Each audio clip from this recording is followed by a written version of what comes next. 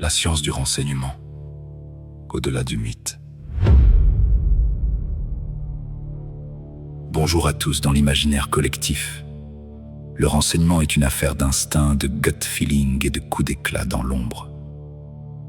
On imagine l'espion solitaire guidé par son intuition. La réalité est tout autre, le renseignement moderne n'est pas un art divinatoire. C'est une science appliquée. Aujourd'hui, nous allons sortir de la mystique pour entrer dans la rigueur. Pour un décideur, qu'il soit militaire ou chef d'entreprise, une intuition n'est pas une base d'action. Ce qu'il lui faut, c'est de la défendabilité analytique, la capacité de prouver par une méthode transparente et reproductible comment on est arrivé à une conclusion. Dans cet épisode, nous allons disséquer cette machine de précision qui transforme l'incertitude en savoir actionnable. 1. Le renseignement comme discipline scientifique. Commençons par poser les bases. Le renseignement n'est pas une simple accumulation de secrets.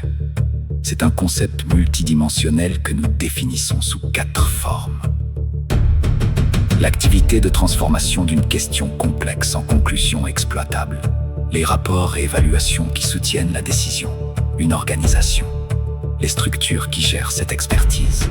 Une connaissance. Une forme spécialisée de savoir visant spécifiquement à réduire l'incertitude.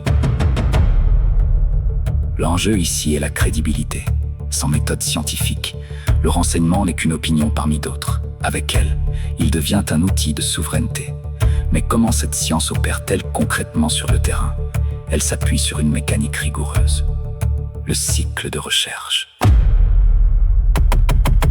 2. La machine a transformé l'information. Le cycle de 13 étapes. La production de renseignements n'est pas un flash de génie. C'est un cycle industriel de 13 étapes.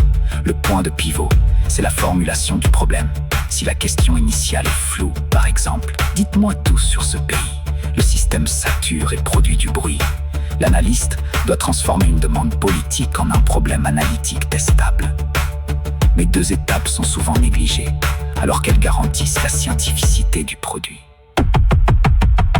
On ne prend aucune donnée pour argent comptant. On évalue séparément la fiabilité de la source et la validité du contenu. Indispensable pour éviter la pollution analytique, elle consiste à éliminer les données obsolètes ou trompeuses qui pourraient fausser les modèles. Une fois les données triées par la collation, l'analyste utilise 2 leviers logiques.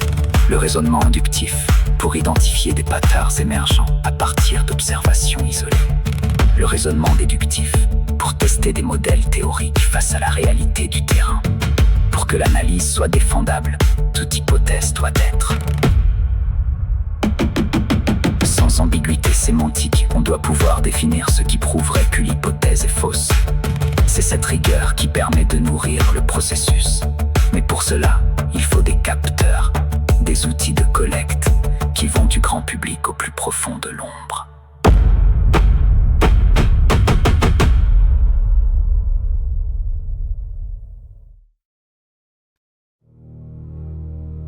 La boîte à outils du collecteur. De l'Ozinte au clandestin. Animateur. Aujourd'hui, l'Ozinte est la fondation média, registre public, imagerie satellite commerciale. C'est un multiplicateur d'efficacité qui couvre souvent 80% des besoins.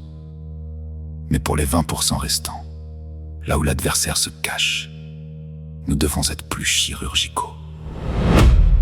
Il faut ici distinguer 2 concepts souvent confondus.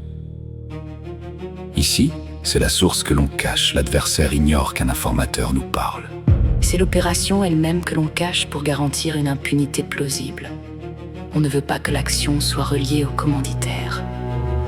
Parfois, nous n'avons pas besoin de contact direct, prenez la collecte non intrusive. Un exemple fascinant est la création d'un site web L'Heure. En créant une plateforme thématique attirant des groupes radicaux, on collecte des traces numériques. Horaire de connexion, origine géographique, fréquence, sans jamais interagir avec la cible. Enfin, il y a l'analyse de contenu. Nous ne nous contentons pas du contenu manifeste. Nous cherchons le contenu latent. les intentions cachées, l'idéologie sous-jacente et les marqueurs psycholinguistiques, en utilisant des échelles de complexité cognitive comme la métrique Flesch-Kincaid. Nous pouvons détecter le niveau de stress ou la préparation à l'action d'un leader à travers l'évolution de son langage. 4. L'analyse spatiale. Le territoire comme révélateur. L'espace révèle le comportement. C'est une loi immuable. Grâce au Geographic Profiling, nous cartographions la psychologie de l'adversaire sur un territoire physique. Nous utilisons des concepts comme la distance d'équilibre, la tendance d'un acteur à agir près de ses bases pour minimiser l'effort, tout en identifiant sa buffer zone. Cette zone tampon immédiate autour de son refuge où il évite d'agir pour ne pas attirer l'attention. En analysant ces zones, nous reconstruisons sa carte mentale et localisons mathématiquement son point d'ancrage. Cette rigueur spatiale s'applique aussi à la véhicule route analysis.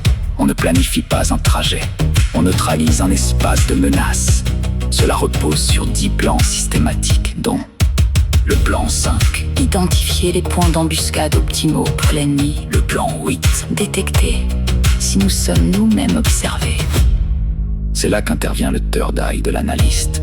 Cette capacité, acquise par l'expérience et la méthode, de voir ce qui manque dans une situation. C'est la prédiction des tendances par l'observation des vides. Cette analyse permet de construire des targets profils à complet, dont l'objectif ultime est d'identifier les intelligences gaps. Ce que nous ne savons pas et qui constitue notre plus grande vulnérabilité.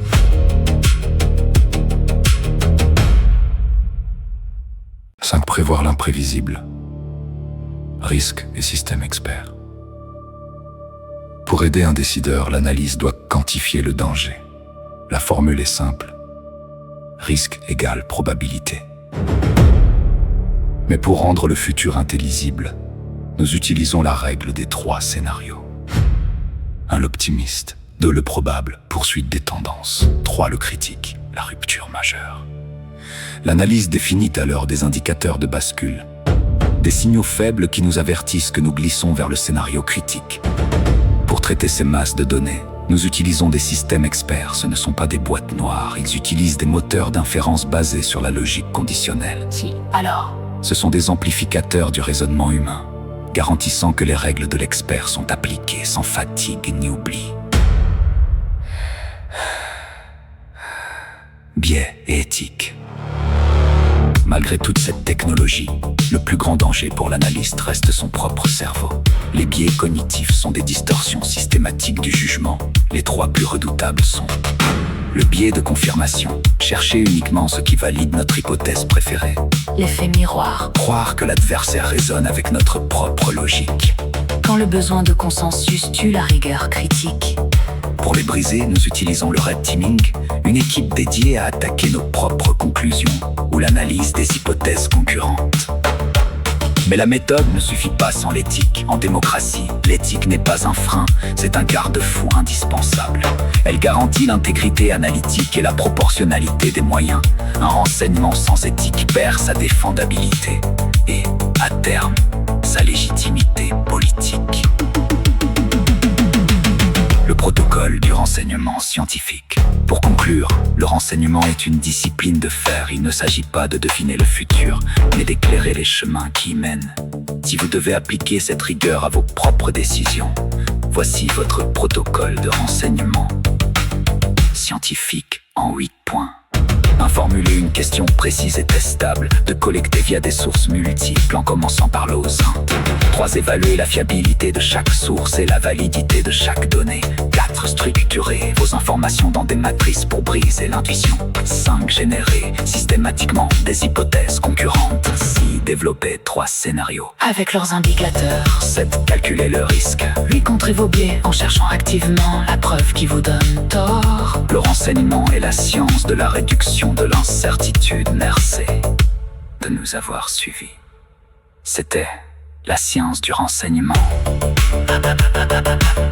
À bientôt pour un nouvel épisode.